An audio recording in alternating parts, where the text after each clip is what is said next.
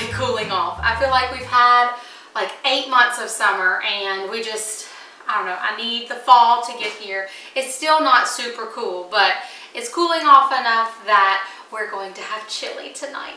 So I know it's probably one of the main things that everybody has when it first starts getting just a little bit cooler.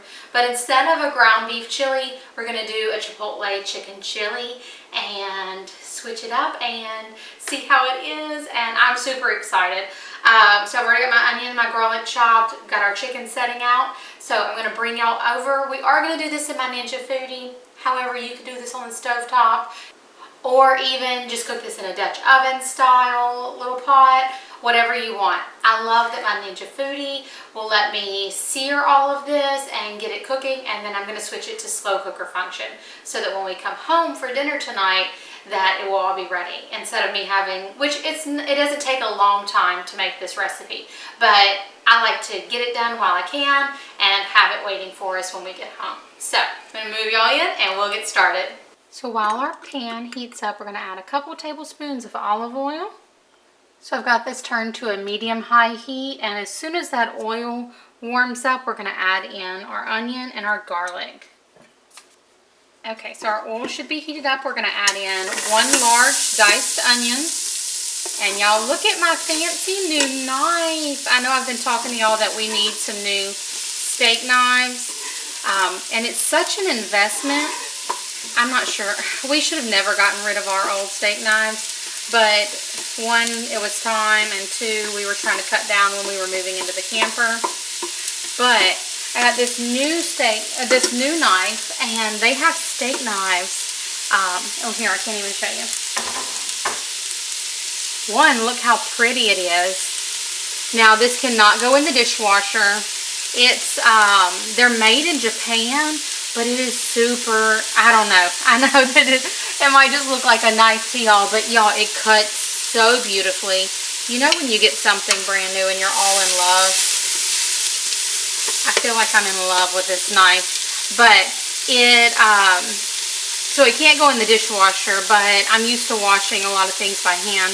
A lot of the better quality things that I have are hand washed. I guess you could throw it in the dishwasher, but it'll probably mess up this handle, and I really don't want to mess it up. But it cut these onions and this garlic so beautifully, and we're going to test it in just a minute on the chicken. But, oh, I'm just in love. I've had some crappy knives lately, and then my good knives I need to sharpen. But I'm watching to see how well this works and how much I love it beyond this first few days.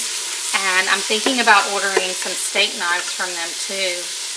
There's our 4 cloves of minced garlic. Just scraping that off of there.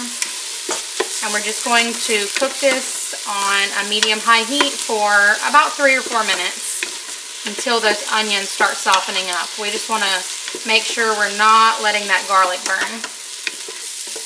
Okay, so our onions look beautiful. They're nice and softened, and they're caramelizing. So now we're going to add in our chicken. So I'm using a mix of chicken breast and chicken thighs. And this is 2 pounds that are cut up into bite-sized pieces. And we're just going to cook these, brown it a little bit. Now, with this small of a bottom of a pan, they're more likely to steam than brown.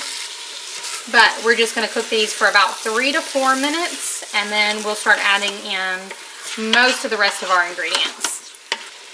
Okay, so while this finishes cooking up, we're going to start adding our other ingredients. So you need 1 cup of beef broth. I'm using my beef base and some water, but you use whatever you have. You need 1 cup altogether.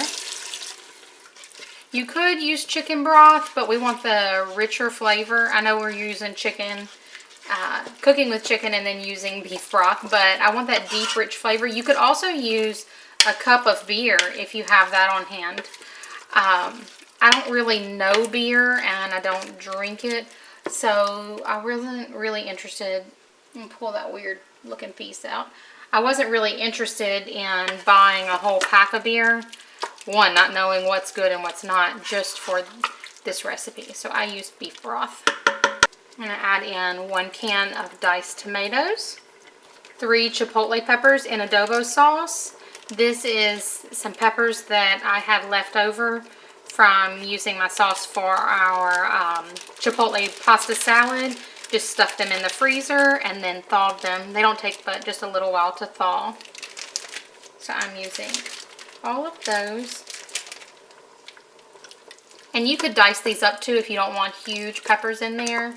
I don't mind the peppers. I want a lot of the flavor, but you could also get the flavor around a lot more if you dice it up. So up to you. Next up, we need a can with the juices of pinto beans, a can of black beans, and some red kidney beans if you have them. I don't, so I'm just adding another can of black beans. I'm watching closely for canned beans to go on sale and stock up on them, and if not, I'll just buy some dried kidney beans and go ahead and can some up myself. We use a lot of beans in the wintertime. Need about a tablespoon of chili powder, about a tablespoon of cumin, 2 teaspoons of salt, and that is all for now. We're going to stir this around, and at this point, if you're cooking on the stove top and you want dinner to be ready quickly, then go ahead and turn this to a boil. Once it comes to a boil, reduce it down to a simmer and let it simmer for about 30 to 45 minutes. However, for us, I'm just going to turn it to slow cooker function, and I'm going to put it, let's see, it's 11:57, so it's 12 o'clock. I'm going to turn it to low and let it cook low and slow for now. We do have a few more steps right before we're ready to eat, but for now, this is a good stopping point. So let's switch to slow cooker function, and we're going to go to low and push start. All right, y'all, so this has been cooking on low for about 5 hours. I turned it up to high, and I'm going to add in our last step. So we're going to take about 1/8 of a cup of cornmeal and just sprinkle it down into our pot. And we're going to mix this around. This is our thickening agent also to give it a little bit of a corn flavor, kind of, I don't know how to explain it, like a corn kind of earthy note. So we just want to make sure that's all mixed in well. And I start with 1/8 of a cup. You can work your way all the way up to 1/4 of a cup, depending on, I mean, you can always go more than that if you want to, but depending on how thick you want it. But I want to see how it's going to thicken up for a minute first. And I want it on high so it'll get that little simmer. So I may go a sprinkling more. Not quite another 1/8 of a cup, but maybe half of that. Because I want this thick like an actual chili, not thin like a soup. And last but certainly not least, we're going to squeeze in the juice of 1 lime, or you can just use regular lime juice, like bottled lime juice. Now, y'all tell me if this is true or not. I read somewhere the other day that limes don't have seeds, and this has no seeds, but I could have sworn that I've had a lime with seeds before. And it may just be the variation that we're getting here in the States, but I mean, how do limes not have seeds? Like, we have lime trees that comes from a seed. So some limes have to have seeds, but I don't understand how, like, certain trees produce seedless limes. So we're going to let that simmer for about 10 minutes on, I say simmer, heat on high, which will give us a little bit of a simmer, but still in our slow cooker function, for about 10 more minutes. And while that does its duty, I'm going to shred up some cheese. Okay, y'all, sorry it's a little dark, but we just lost power in perfect timing because we had just finished.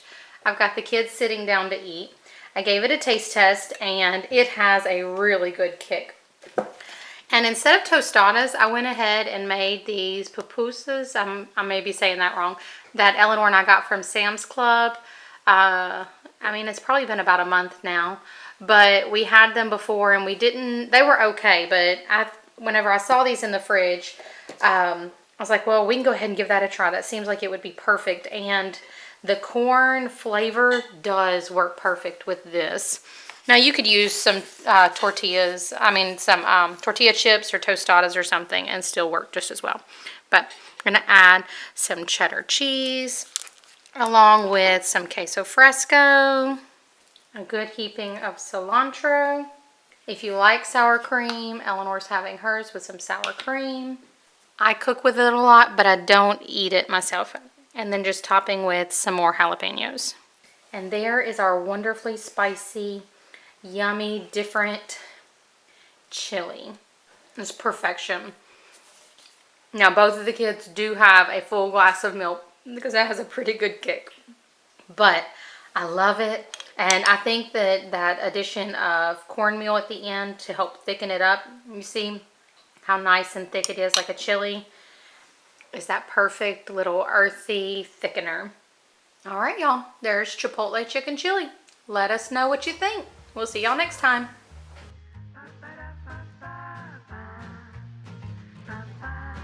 So working on some science and art, and this did not work out for us. So we saw some things on Pinterest about using a hot glue gun with like crayons and melting, and you can see that Thatcher's picture is destroyed.